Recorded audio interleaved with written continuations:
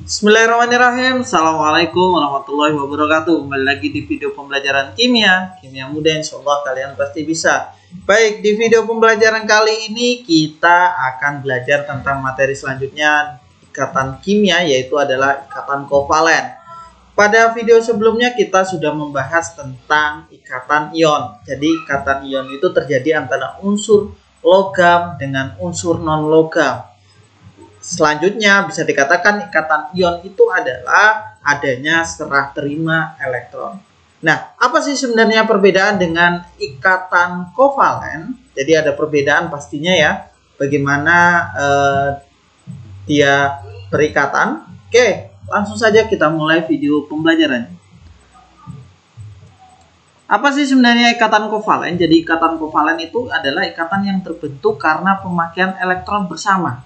Kita tahu bahwa sedikit tentang ikatan ion. Ikatan ion itu ada namanya serah terima elektron. Ada yang membutuhkan, ada yang melepaskan. Nah, kira-kira seperti itu. Ada yang menangkap dan ada yang melepaskan.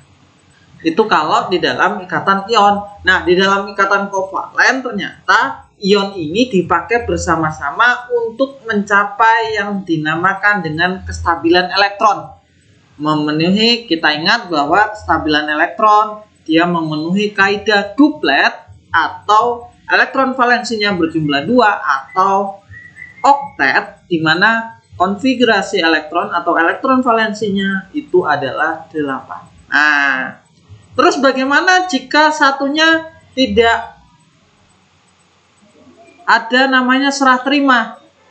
Di dalam ikatan kovalen, nah inilah yang dinamakan dengan ikatan kovalen. Dia akan dipakai sama-sama, tidak ada namanya peristiwa serah terima elektron. Kedua unsur ini yang berikatan nanti dia akan memakai sama-sama elektron ini untuk mencapai kestabilan. Artinya dapat dikatakan bahwa si unsur ini dua-duanya butuh atau dia harus menangkap elektron. Tidak melepas ya, dia harus menangkap elektron untuk mencapai namanya kestabilan elektron. Nah, ikatan kovalen ini terjadi antara unsur-unsur non-logam yang mempunyai daya tarik elektron relatif lebih besar. Oke? Nah, ternyata berdasarkan jumlah pasangan elektron yang digunakan, ikatan kovalen itu dibedakan menjadi 3. Yang pertama ada ikatan kovalen tunggal, yaitu adalah bersama-sama satu pasang. Satu pasang berarti elektron di situ, kalau logika dalam kehidupan sehari-hari, sandal satu pasang, sepatu satu pasang itu adalah jumlahnya 2. Maka di sini penggunaan bersama satu pasang elektron berarti nanti ada 2 elektron ya, satu pasang. Kira-kira seperti itu. Tidak ada namanya proses, kita akan bahas tentang proses pembentukan ikatan seperti di ikatan ion. Kita hanya menggambarkan dari struktur Lewisnya. Selanjutnya ada ikatan kovalen rangkap 2, berarti ada 2 pasang. Nah, terjadi akibat penggunaan bersama 2 pasang elektron. 2 pasang elektron berarti nanti ada 4. Nah, ikatan kovalen rangkap 3 terjadi akibat penggunaan bersama 3 pasang elektron. Kita akan bahas satu-satu. Oke. Yang pertama, Bapak akan memberikan contoh pembentukan ikatan kovalen rangkap 1. Oke. Nah, contoh pembentukannya adalah asam klorida atau HCl. Kenapa kok dinamakan HCl? Karena ini adalah berupa senyawa atau ikatan dari asam. Nah, HCl itu nama sehari-harinya adalah asam klorida. Nah, kita tahu hidrogen itu 1S. 1. Nah, dan Cl itu adalah 1S, 2S, 2P, 3S, kemudian berakhir di 3P5. Totalnya 17 ya. Maka yang pertama sama, kita mencari elektron valensi. Nah, kalau ini kan elektron valensinya 1. Dia butuh 1. Nah, elektron valensinya 1, maka dia memerlukan 1 elektron untuk apa? Untuk jadi duplet atau elektron valensinya menjadi 2. Yang bisa berubah menjadi 2 adalah si hidrogen saja. Selain itu tidak boleh. Kemudian yang sudah pasti elektron valensinya 2 itu hanyalah si helium, lainnya nggak boleh. Yang bisa membentuk duplet itu hanyalah si H atau hidrogen. Nah, selain itu tidak bisa. Cl ternyata elektron valensinya 7, dia juga membutuhkan satu elektron. Nah, memerlukan satu elektron untuk mencapai kestabilan. Si hidrogen juga memerlukan satu elektron untuk mencapai kestabilan. Nah, si hidrogen dengan si klor ternyata sama-sama memerlukan. Tidak ada yang namanya mau melepas. Nah, bagaimana kalau tidak ada yang mau melepas? Yuk kita join. Nah, joinnya membentuk apa? Ikatan kovalen rangkap. Kamu butuh satu, ini tak beri satu. Aku juga butuh satu, maka aku beri juga satu. Nah, inilah gambaran dari struktur Lewisnya. Hidrogen itu elektron valensinya 1, maka di sini ada titiknya 1. Cl ini ada 7 elektron valensinya, berarti ada 7. Si hidrogen ini lambang Lewisnya dengan titik, kalau ini dengan silang. Nah, ketika digabungkan, mereka saling, inilah yang dinamakan, inilah yang perbedaan dengan ikatan ion. Nah, kalau di Lewis, struktur Lewis kovalen tunggal, dia sama-sama membutuhkan. Nah, dipakai bersama-sama. Inilah yang dikatakan sebagai ikatan kovalen tunggal. Oke. Nah, ketika tunggal seperti ini satu pasang, maka di dalam struktur molekulnya dia menggunakan satu seperti ini. Ketika satu rangkap, maka satu garis. Ketika dua rangkap, garisnya ini nanti ada 2. Ketika 3 rangkap, maka ini jadi 3. Nah, ini yang dinamakan struktur molekul. Rumus molekulnya adalah HCl. Nah, ini struktur Lewisnya, ini struktur molekulnya, ini adalah rumus molekulnya. Selanjutnya, rangkap 2. Rangkap 2 tadi berarti ada 2 pasang ya. Contoh adalah oksigen. Oksigen nomor atomnya 8, 1s, 2s, 2p, 4. P butuh S. 4 tambah 2 berapa? 6. Berarti elektron valensinya 6, dia membutuhkan 2 elektron. Karena di sini O2 berarti oksigennya ada 2.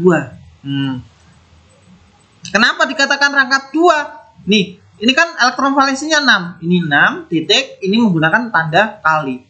Nah, si oksigen yang sini butuh 2, yang oksigen sini juga butuh 2. Akhirnya dibuatlah seperti ini. Ini dilingkari sampai 8.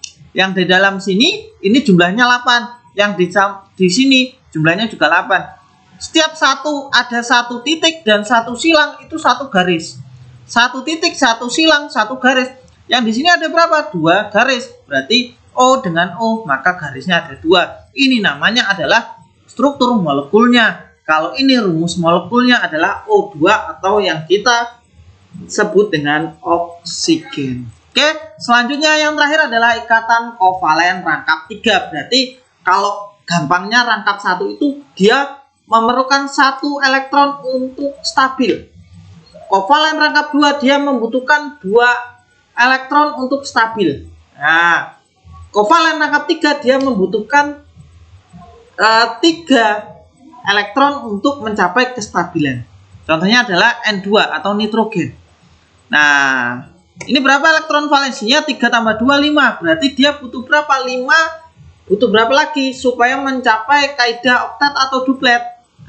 Butuh 3 supaya dia memenuhi kaidah oktet. Nah, ini gambarannya. N2 di sini kan 5. Ini titik-titik ini berdasarkan elektron valensinya. Kalau di sini 5 berarti titiknya ada 5. Nah, oke. 1 2 3, maka garisnya ada 3. Titik kali titik kali titik kali. Maka setiap titik ketemu kali dia akan menjadi satu garis. Karena di sini titik kalinya ada 3 pasang, berarti 3 garis. Inilah yang dinamakan dengan struktur molekul dan rumus molekulnya adalah N2. Oke, kira-kira ini adalah gambarannya. Jadi ikatan kovalen rangkap 1 dia membutuhkan memakai sama-sama 1 pasang elektron, rangkap 2 pasang, rangkap 3 pasang. Bedanya adalah garisnya. Oke, ada sedikit tambahan. Ternyata berdasarkan kekuatan, ikatan kovalen tunggal itu lebih lemah dibandingkan dengan ikatan kovalen rangkap. Nah, ikatan kovalen rangkap 2 itu juga lebih rendah, lebih lemah daripada dengan ikatan kovalen rangkap 3. Logikanya kan sederhananya, gampangnya adalah semakin banyak ikatannya maka dia akan semakin kuat.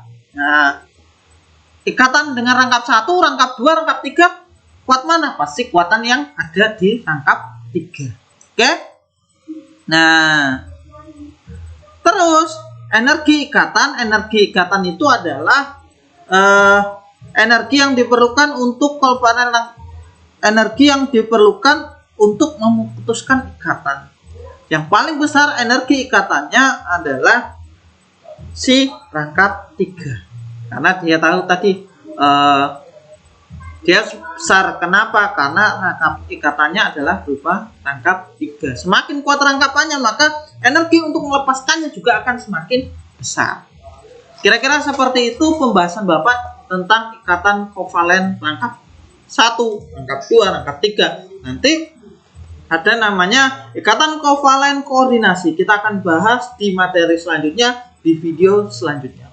Baik, Bapak rasa cukup. Terima kasih sudah menonton video ini. Bapak akhiri. Assalamualaikum warahmatullahi wabarakatuh. Terima kasih.